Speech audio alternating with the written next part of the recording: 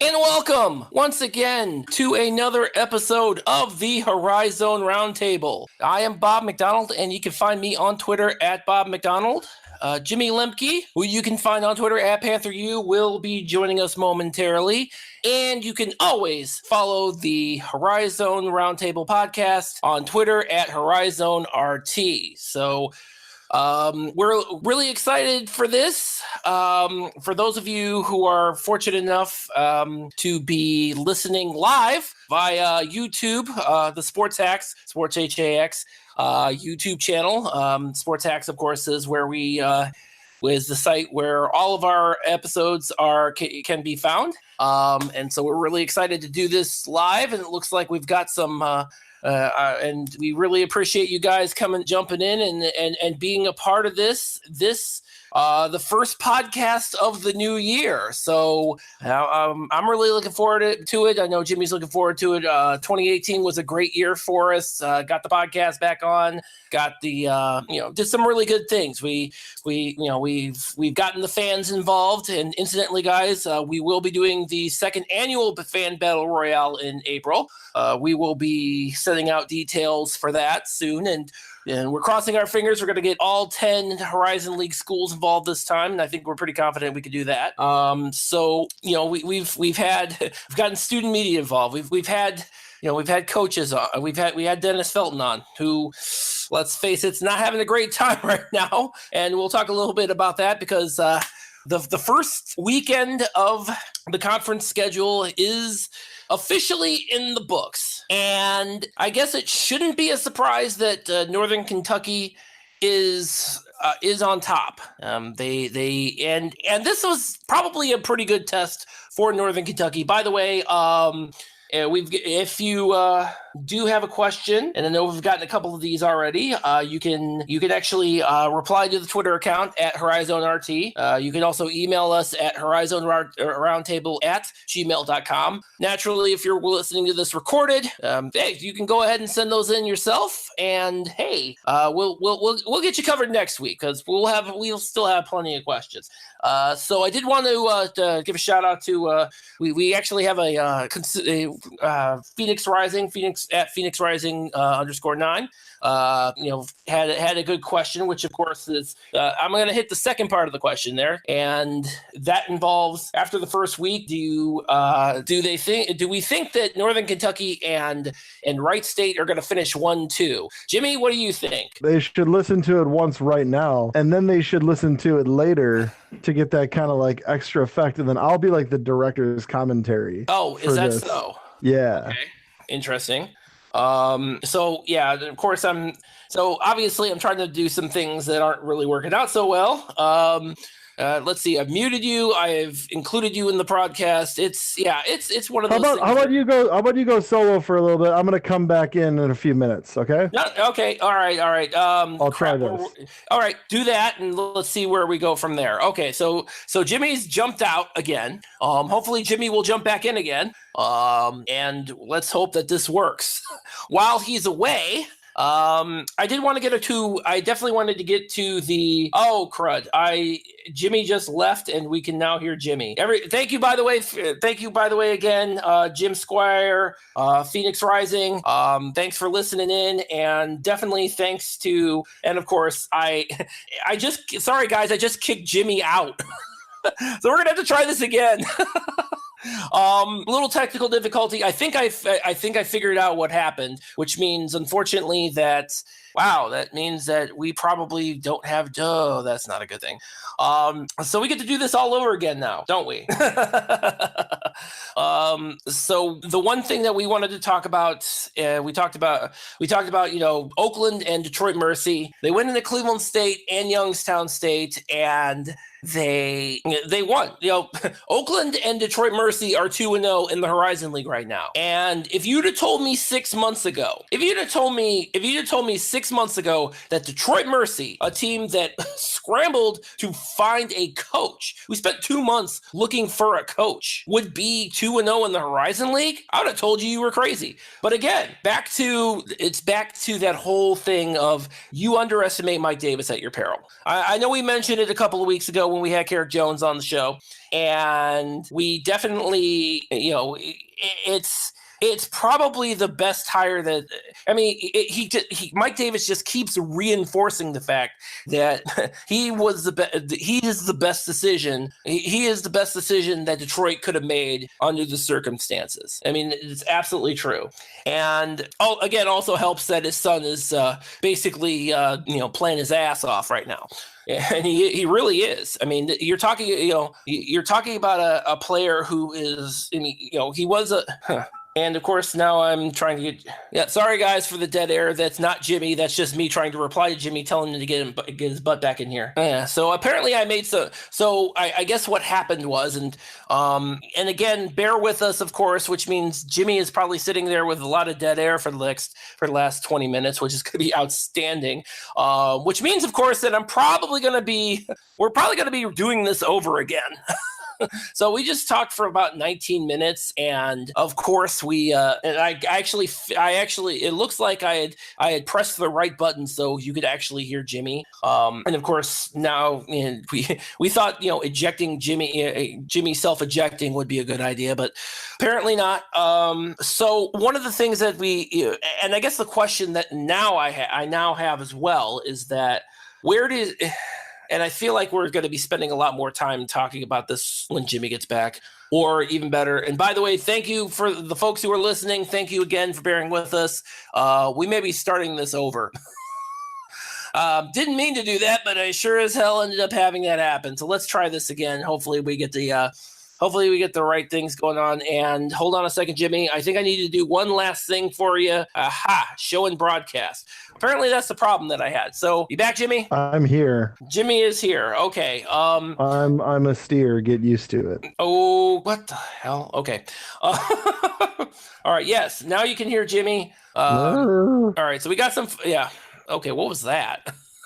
I moved. You moved. This is Wisconsin. Oh, this is Wisconsin. yes. This is America's Dairyland. As we continue, I continue to forget that part. Yeah. So apologies for the folks who are probably listening to this right now, who are probably listening to this on sportshacks.com, hax.com, recorded, and probably thinking, oh my dear God, where's all this dead air from the first 10 minutes? It's my fault. I didn't. That was your pee break. It was my fault. My bad. But that's what's going on. All right. Yes. Okay. So your sentence will be: you have to spend your rest of your life as a Cleveland State fan. Really? Yeah. Well, that's going to happen anyway. I mean, let's face it. I got, I invested. You don't think I did anything? I did things to be forced to do this. That's all I'm saying. I'm paying for some sins by having this as my basketball team right now. Well, at least people are. I'm trying to figure out who's got the worst situation right now. Milwaukee or Cleveland State? Well, I think we're going to find out on Thursday, aren't we? Huh? Are we going to find out on Thursday? We are going to find out on Thursday because we have the infamous Wisconsin trip. It's coming up this week, where Cleveland State is playing. Cleveland State's got Milwaukee and then Green Bay, and I can easily see both Cleveland State and Youngstown State going 0 starting the season 0-4. I can see it. you guys don't like the Wisconsin. Why does every team have problems with Wisconsin? I don't know. I don't know what the deal is. It's just they can. It seems like it's like Wisconsin, especially when Cleveland State was actually good. It seems like we're getting further away of when they were good. It seems like it really seems like Wisconsin is like Cleveland State's kryptonite, man. It really does, because I don't think they've swept a series in Wisconsin in forever. I think since 2011, 2012, I think was the last time, and that was a long ass time ago. One thing I will say is that there's a Green Bay or Milwaukee is always at least decent. Yes, and this year there's rarely a time where both teams are bad. And incidentally, this year it is in fact this year that team is the halfway decent team is Green Bay. I can't really make too many assessments on your team right now. Presumably, I'm a little surprised how not good Green Bay is for having Sandy Cullen and having Quan on their team. I figured they'd be better as a basketball team than they are. See, and that's the other thing too. I think I can't even isolate that to just Green Bay. It seems like it's kind of an across the board thing on the Horizon League, especially in the non-conference, because I honestly thought Green Bay was going to do a lot better in the non-conference. I definitely thought Wright State was going to do better in the non-conference. And I think Green Bay is going to be fine. I think they're going to be okay. I think they're still a top. They'll probably finish in the top 3, top 4. Do they catch up with Northern Kentucky? I'm not so sure right now. But I'm not sure anybody catches up with Northern Kentucky. And then of course I don't think they do. I'm sure there will be teams that like. But then you have the wild card of do well. Yeah. In the regular season, but like a team is not as good. Like yeah. There are better teams out there than it's just a better team than most places. This is true. Now the big thing for Northern Kentucky is, can they make it? Can they get past that last step? Because obviously last year didn't happen. Do they get to that final step in which they make it to where they get into the end? They win Motor City Madness and win the conference tournament. Go to the NCAA tournament. That's going to be kind of that's like the $64,000 question right there. Do they finally get over that? Do they atone for the upset of last year and finally get over the hump? That's kind of at this point in time the way Northern Kentucky is currently playing right now is that is the only question. Do they get over that hump at Motor City Madness? Because as of right now, it looks like they are the best team in the Horizon League until proven otherwise, because you can't make that you're not going to be if they went in you can't make that statement with Wright State right now, because they again maybe it's a combination of bad luck, but you can't make that statement about UIC. You can't make that statement about IUPUI right now. Because you got UIC is 1-1, Wright State's 1-1, IUPUI is 0-2. IUPUI is 0-2, and I thought for sure they were going to do it. Honestly, it's too small a sample size. It kind of is, but I mean, it's a long conference season, man. Just a long. It generally season. But again, the big thing.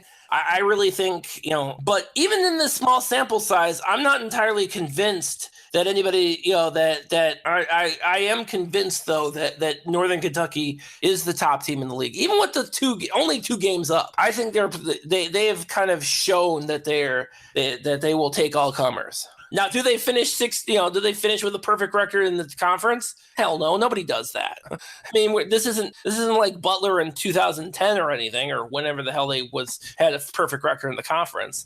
Right. This is, they're gonna lose, and they'll probably end up losing to lose a game that they're not supposed to lose. But it doesn't matter, because I think they're still gonna have enough wins. They're still gonna be far and away I still just based on kind of what we've seen in the non-conference and in the first weekend, they have the tools to be able to take the regular season crown. Then comes, of course, the real test, which is, can they win the tournament? Which is anybody's guess. So yeah, I mean, there won't be those dangerous 9 and 10 seeds this year. Can we all remember that Cleveland State was an 8 seed last year? I don't. You're asking me to remember things. But memory ain't my game. But I will say this though. Instead of an 1-8 game in Detroit this year, it's going to be a 1-8 game at the home school of the top seed. So instead of Cleveland State playing Northern Kentucky, it's as a 1-8 in Detroit, it would be at BB&T Arena. And I think we've talked about this a couple of times. That's a big difference. Yeah, it's not a bad idea. It isn't, but But of course, this is also, I guess this year would be contingent upon Cleveland State actually being one of the top 8 teams. And I'm not even sure of that right now. I think they would be. I keep saying over and over again that Cleveland State is better than what everybody thinks, but they're kind of proving me wrong lately. You lose. It progress. It takes time. He's only been the head coach for a year and 10 games or whatever. Like you gotta You got to give it some time. Mike Davis, besides Gerald Blackshear and Josh McFawley, basically put his team together at the absolute last minute, and they went into Cleveland and won by 12. I mean, yeah, but he also has players he shouldn't have. Like it's hard to really like judge Mike Davis and Felton on the same level when Dennis Felton doesn't have a kid coming into the game that's better than the team. Like he could be on a better team. Maybe. Just I don't by know. picking somewhere else. He's like a little bit of a mini version of Ray Jr., you know? Of course he is. Yeah. And again, but I also, he's also getting production. He's still getting production out of McFawley though, which is huge. He's still getting, he's getting production out of some of the guys he's brought in. So, and I watched the game on Sunday. I swear I watched the game on Sunday. There were points in that game where I just legitimately thought Cleveland State was just sleepwalking through it. And I mean, how many times, how many times could you sit? I mean, how many times can you have a, I don't know. It's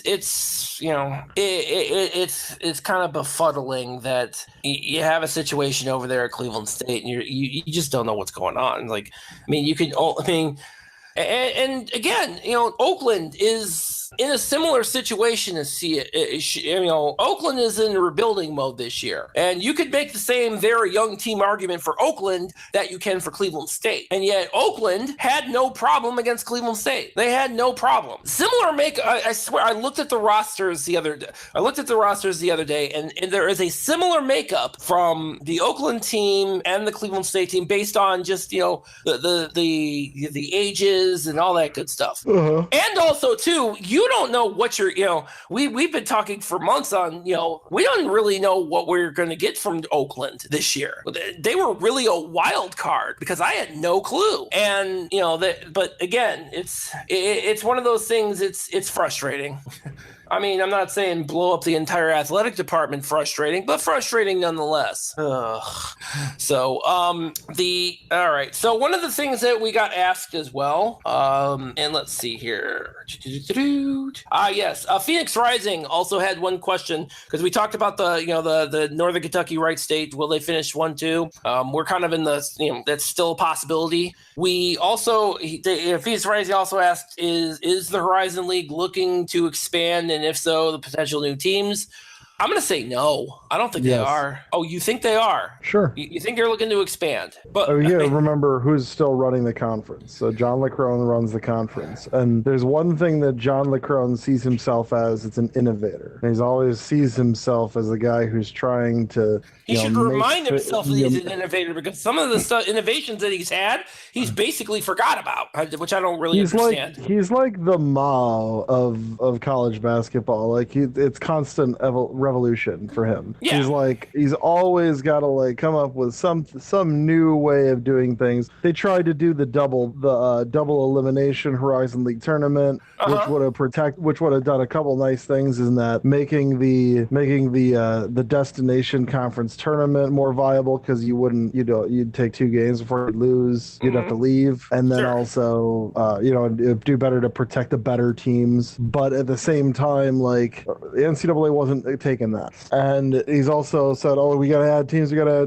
And he's come up with Youngstown and IUPUI. And granted, IUPUI hasn't turned out to be all that bad of an addition because the Horizon League had already fallen to the IUPUI's level. So good for them. We're garbage like their program now. So it's fantastic that we're all at this just trash level of basketball now. So it's good, but it's also this is exactly what LeCrone wants is more innovation. And what does that mean now? He's always going to be on the lookout for new teams. He's always going to be on the lookout for new teams. There's never going to be a point where John LeCrone's going to say, okay, what we have right now is as good as we're going to do. We should just be happy with this and just not look to change.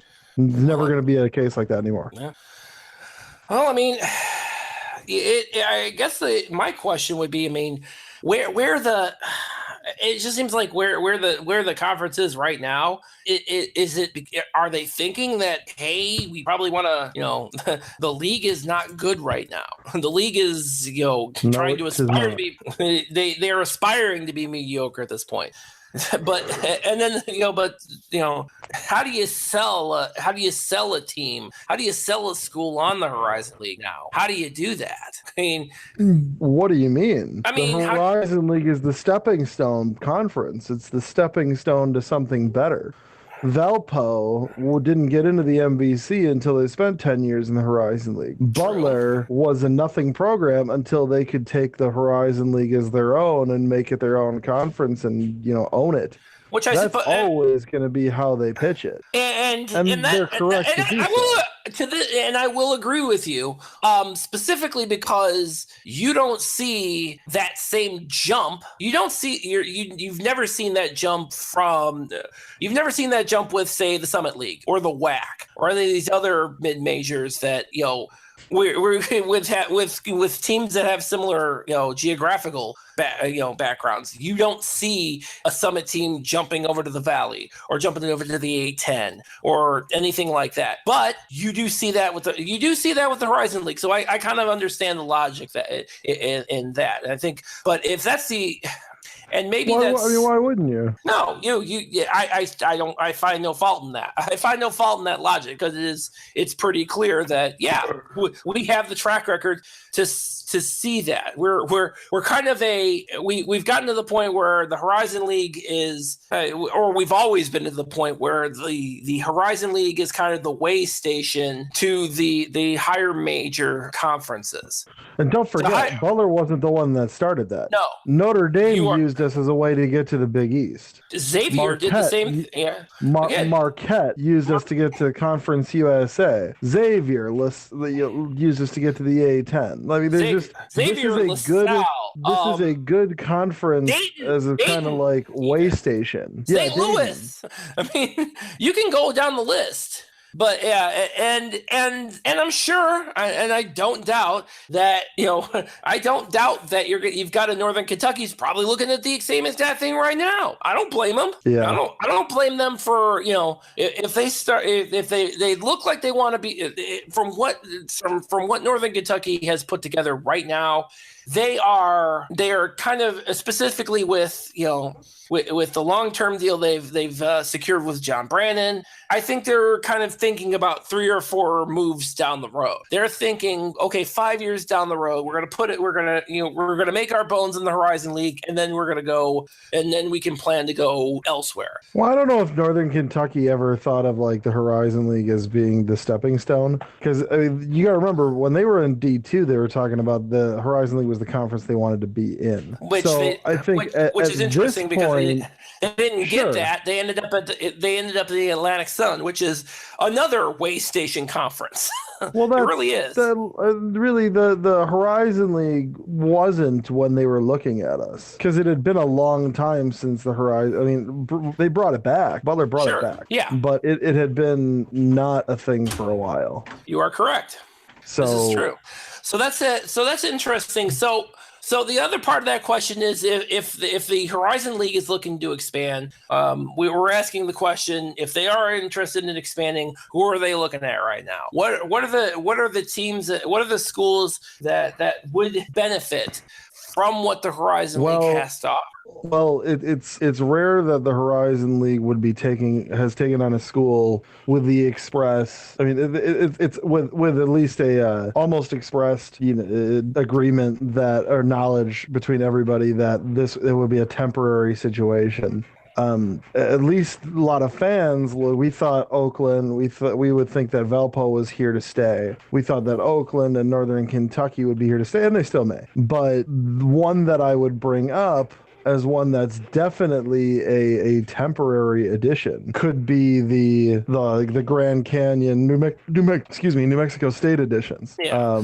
Which we've talked about previously, and I think, Because they're in the WAC, and there's like there's almost an annual conversation about whether the WAC is going to end up finally imploding. They haven't in the last couple of years, which is kind of interesting. The good thing for the WAC is that there's always somebody who needs a home. This is true. California Baptist is going to be the new team. They're going to need a home, and so and that's where they are now. That's what they are. So there's always going to be a need for a conference like the WAC to be even more of a way station than like us or the Atlantic 10, as we mentioned. Yeah. But Grand Canyon and New Mexico State coming out of that conference to the Horizon League would most definitely be that kind of situation where really being in the Horizon League is a way for the Grand Canyon to prove itself and being a more stable conference than the WAC. Could they come in and own something like it? You can keep costs down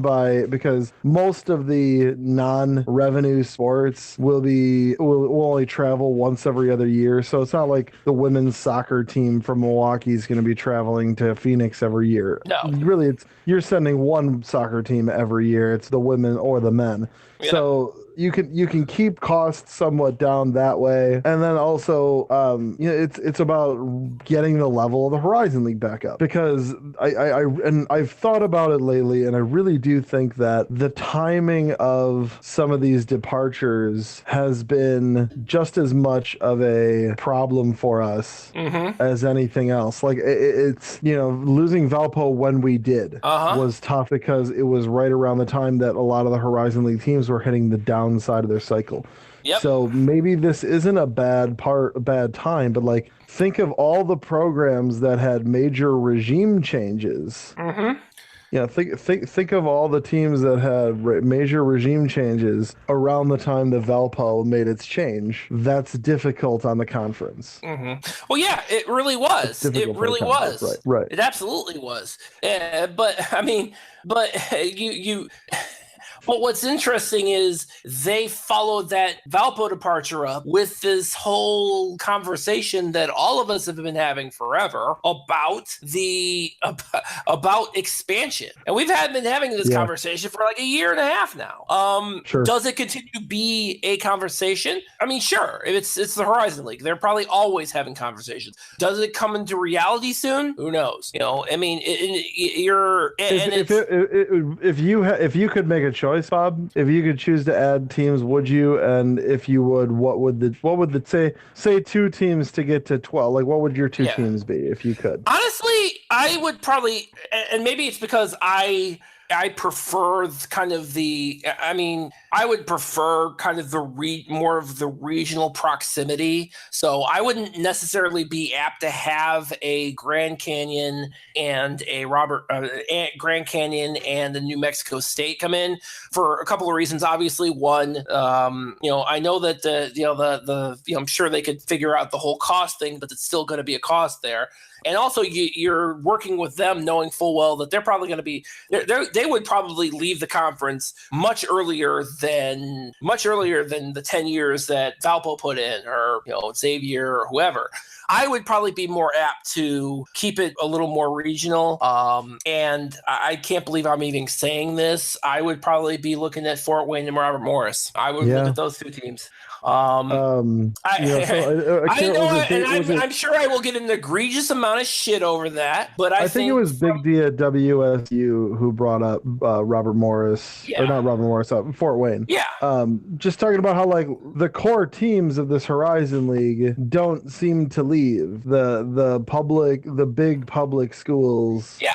Don't seem to get out of here the way that we would expect them to. There were times when Cleveland State was in a really good position after the 2009 season and Gary Waters and 11, and that could be a team that we could have lost. Cleveland State definitely there were people, fans at Cleveland State who were having conversations. If we go, where do we go? Detroit, remember that? Mercy, Detroit Mercy has always kind of had this wet dream about getting into the Atlantic 10. Yep. And failing that, a lot of them have talked about the MAAC with Siena and schools like that, because that's not terribly out of the realm of possibility for them. Well, yeah, and keep in mind too that the MAC, the MAC, because there's an extra A in there. The MAC. Yes. Well, keep in mind too, and remember with Detroit, they're actually in that conference for lacrosse too. I mean, but that's not a long-standing connection. Yeah. They've only had a lacrosse program for like 6 years, 7 years. But still, I mean, there is a connection, though. I mean, right? I mean, there is a connection. What I would say is that, truthfully, Detroit Mercy's real reason for like having a connection is that there's more of that conference. Mm-hmm. Makes sense for them just based on the profile of the school. Yeah. They are not the big public school that a lot of us are. No. And with adding Northern Kentucky, with adding IUPUI, with adding Oakland in the last 3 editions to the conference, that the needle has swung towards the public school. In a big way.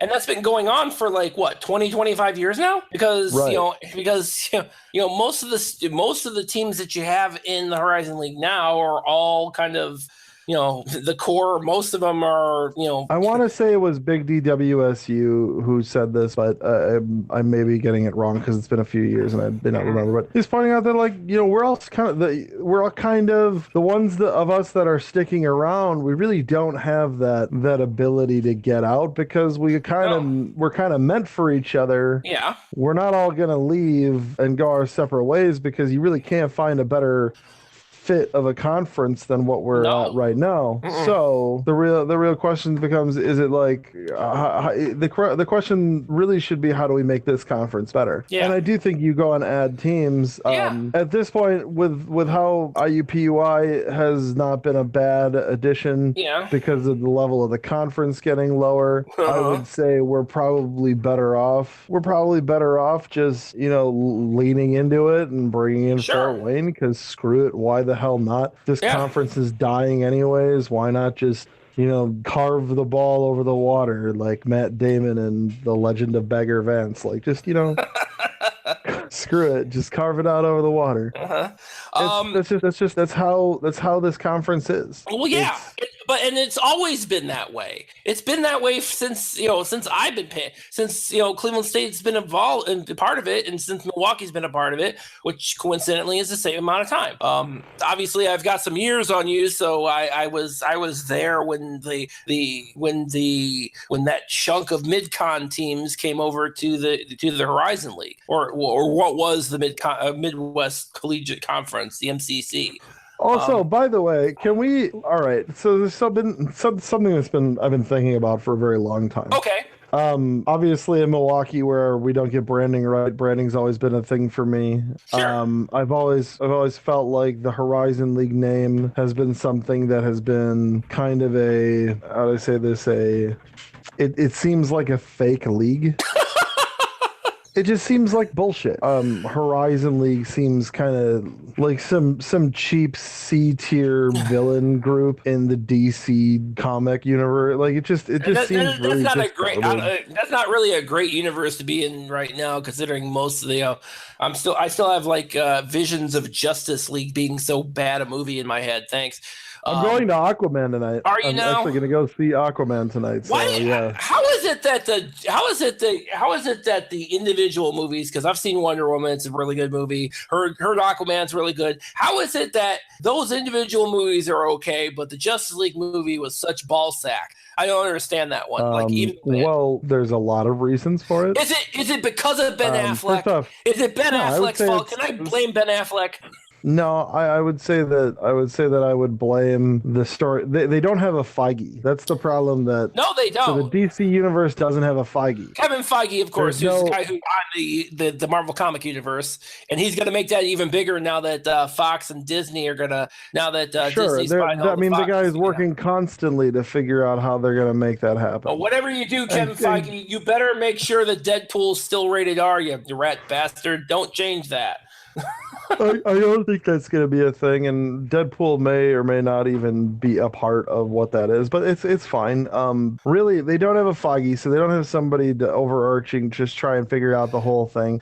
What they should have done, Yeah. if they were insisted on doing like the Justice League first before setting up all their characters, what they should have done is they should have made a Justice League movie. By the way, James Squire did mention he actually, since we're talking about the DC universe, apparently DC universe and the Marvel universe, he just got done watching Man of Steel, and he's also currently watching Batman versus Superman right now. So my condolences, James.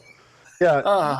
I mean, don't get me wrong. What they should have done is they should have made the Justice League with a bunch of characters, and then let the fan reactions for each of those characters kind of decide how they were to, move forward from there. Well, yeah, that's the part I don't really understand either, because they plopped this Justice League movie in before they kind of developed any. Because what did they do? They plopped in Wonder Woman, Batman, and Superman.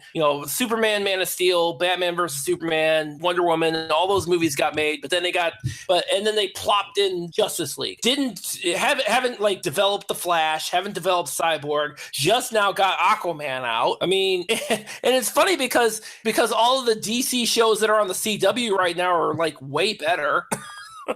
So I don't really understand. I'm sorry, where were we going with this? I don't even remember.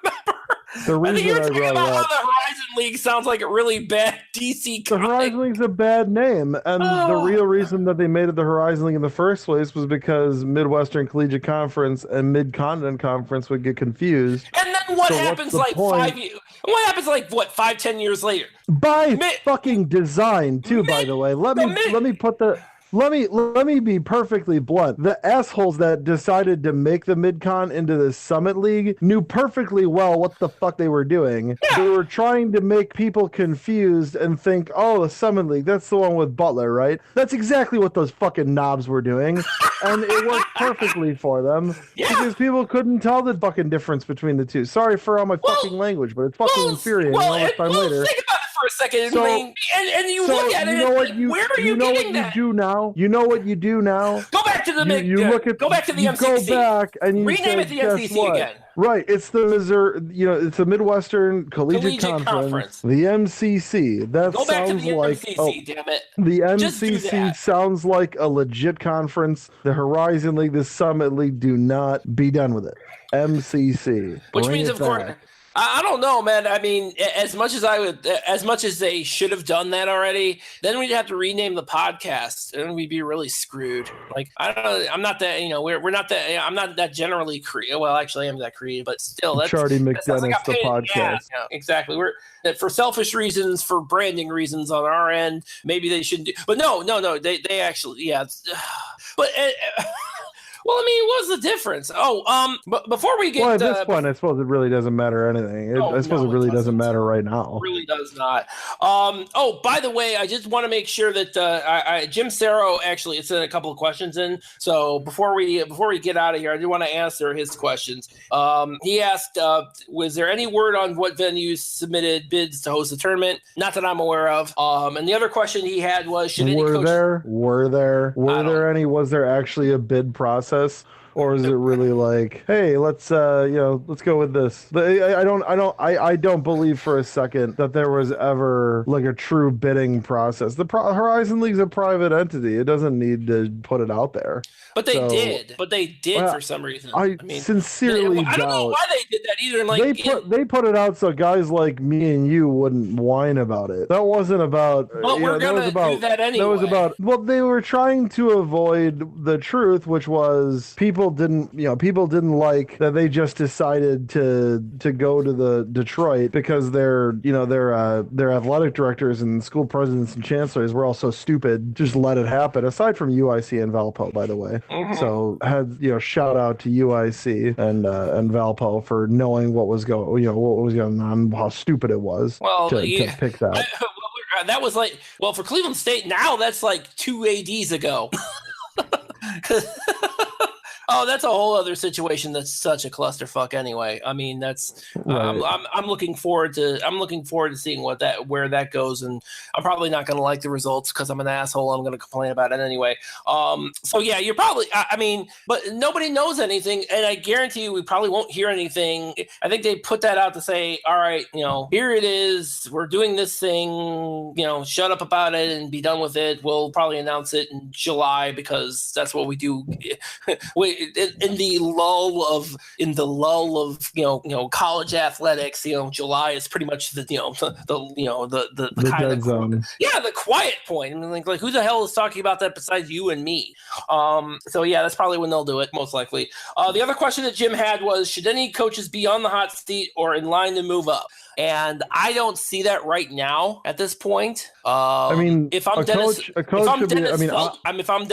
I'm a little concerned because you're getting your second boss next year. I think Scott Nagy's going to be not on the hot seat. Yeah, but I think within a few years, Scott Nagy's going to be on the. He's going to be on a list for moving up at different places. There's going to be somebody who's going to say, oh, that guy should join up with us. Yeah.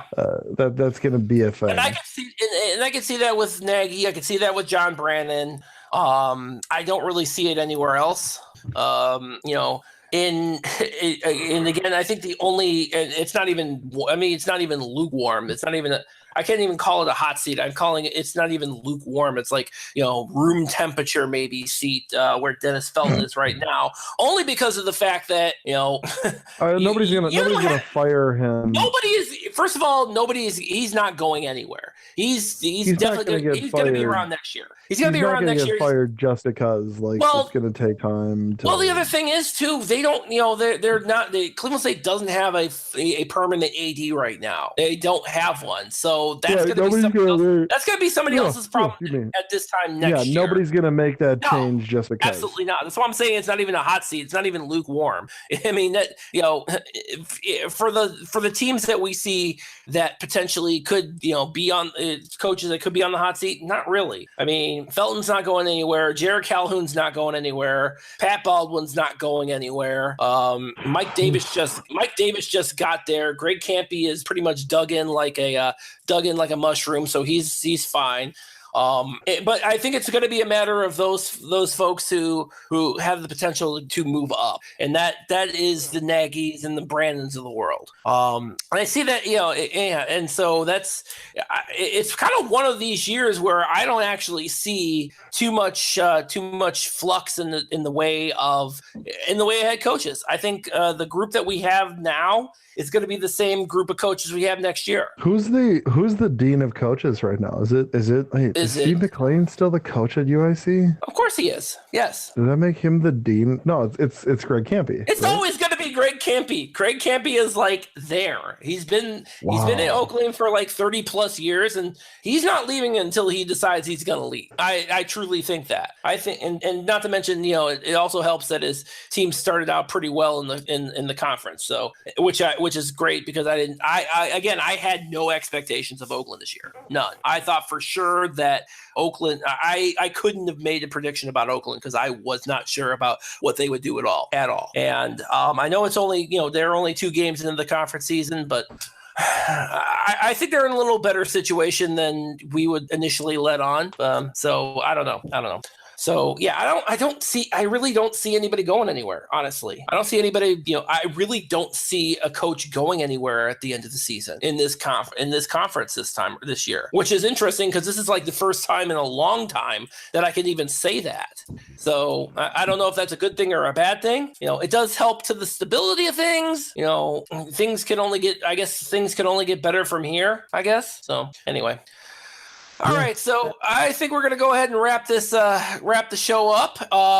Again, thanks for those of you who caught us live on the Sports Hacks YouTube channel. We thank you guys for listening live and kind of bearing with us during our technical difficulties. For those of you who are listening to this recorded, obviously you're finding this either on sportshacks.com or you are finding it on your your favorite sport podcast app, or even your Amazon or Google devices. So this Google Box.